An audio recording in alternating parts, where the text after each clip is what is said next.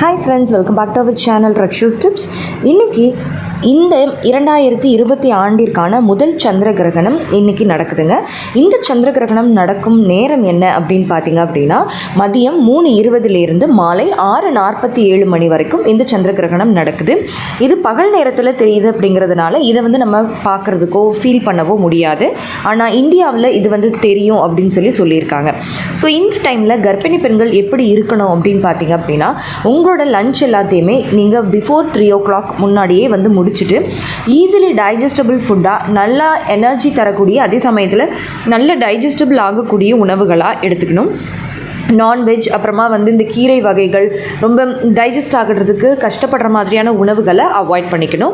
மற்றபடி கர்ப்பிணி பெண்கள் ஒரு நார்மலான ஒரு ரூம்குள்ளே சேஃபாக இருந்துக்கலாம்.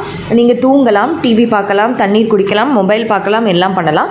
பட் நீங்கள் வெளியில் போகலாமா அப்படின்னு கேட்டிங்கன்னா இது இந்த தடவை இந்தியாவில் தெரியும் கிரகணம் இருக்குது அப்படின்னு சொன்னதுனாலையும் சில நட்சத்திரங்களுக்கும் ராசிகளுக்கும் தோஷம் இருக்குதுன்னு சொன்னதுனாலையும் நம்ம யூஸ்வலாக அந்த கிரகண டைமில் வெளியில் போனால் பெரிய பிரச்சனைகள் ஒன்றும் வராது அப்படின்னு நம்ம என்னதான் சொன்னாலும் நம்ம முன்னோர்கள் என்ன ஃபாலோ பண்ணோமோ அதுதான் நம்ம மனசும் சொல்லும்.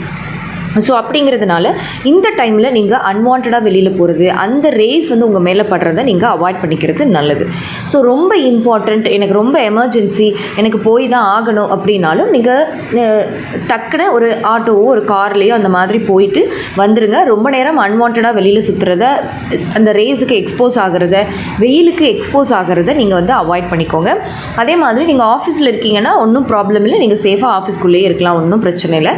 மற்றபடி அந்த நேரத்தில் அன்வான்டான ஓப்பன் ஸ்பேஸில் நீங்கள் இருக்கிறத மட்டும் நீங்கள் அவாய்ட் பண்ணிக்கிட்டால் போதும். அதே மாதிரி ஃபுட்டில் கான்சன்ட்ரேட் பண்ணி ஈஸிலி டைஜஸ்டபிள் ஃபுட்டாக எடுத்துக்கோங்க.